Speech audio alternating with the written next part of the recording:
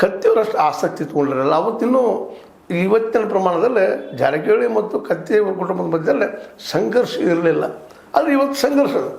ಹೀಗಾಗಿ ಇವತ್ತು ಎಲ್ಲ ಕಡೆನೂ ಕತ್ತಿಯವರು ಎಮ್ಕಂಗಡಿಯಿಂದ ಸೋಲಿಸಲೇಬೇಕು ಅನ್ನೋ ಹಠಕ್ಕೆ ಬಿದ್ದಿದ್ದನ್ನು ನಾವೀಗ ಗಮನಿಸ್ತಾ ಇದ್ದೀವಿ.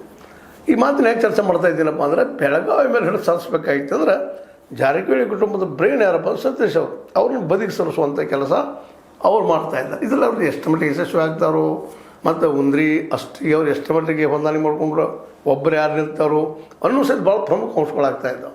ಆದ್ರೆ ಈ ದಿಶೆಯಲ್ಲಿ ಮೊದಲು ಪ್ರಾಮಾಣಿಕ ಪ್ರಯತ್ನವನ್ನು ಕತ್ತಿಯವರು ಮಾಡ್ತಾಯಿದ್ದಾರೆ. ಅದಕ್ಕೆ ಪ್ರಾಮಾಣಿಕವಾಗಿ BJPನೂ ಸಹ ಸಪೋರ್ಟ್ ಮಾಡ್ತಾಯಿದ್ದಾರೆ.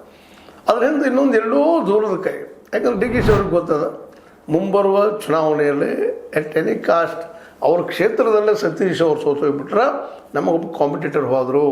ಸಿದ್ದರಾಮಯ್ಯ ಹಿಂದಾಗಿತ್ತು, ಪರಮೇಶ್ವರ ವಿರುದ್ಧವಾಗಿ ಕೊರಟಗೆರೆಯಲ್ಲಿ ಆಗ ಅಧ್ಯಕ್ಷರಿದ್ದಾಗ ಏನಾದರೂ ಗೆದ್ದಿದ್ರೆ ಸಿದ್ದರಾಮಯ್ಯನವರು ಆವತ್ತು ಸೇಮ್ ಆಗ್ತಾ ಇರಲಿಲ್ಲ.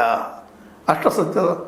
ಹೀಗಾಗಿ ಆವತ್ತು ಕೊರಟಗೆರೆಯಲ್ಲಿ ಪರಮೇಶ್ವರ ಸೋಲಂಗೆ ಮಾಡಿದಂಥ ಕೆಲಸ ಸಿದ್ದರಾಮಯ್ಯರಾಗಿತ್ತು ಅಂತ ಸುದ್ದಿ ಉಳಿತಾವೆ. ರಾಜಕೀಯದಲ್ಲಿ ಎಲ್ಲ ನಡೆಯುವಂಥದ್ದು ಅದು ಇಲ್ಲಿ ಮಾಡ್ತಾ ಇದ್ದಾರೆ. ಅಂದ್ರೆ ಈ ಎಮ್ಕನಮರಡಿಯಿಂದ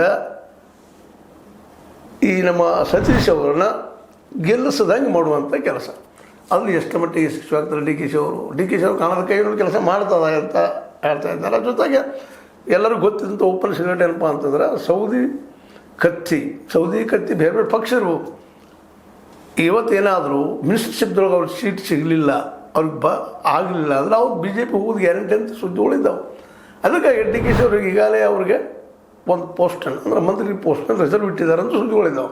ಅಂದರೆ ಇವರ ಮೂಲಕ ಸತೀಶ್ ಅವರನ್ನು ಕಂಟ್ರೋಲ್ ಮಾಡುವಂಥದ್ದು. ಹೀಗಾಗಿ ಬೆಳಗಾವಿ ಜಿಲ್ಲೆಯಲ್ಲಿ ಡಾಮಿನೆನ್ಸ್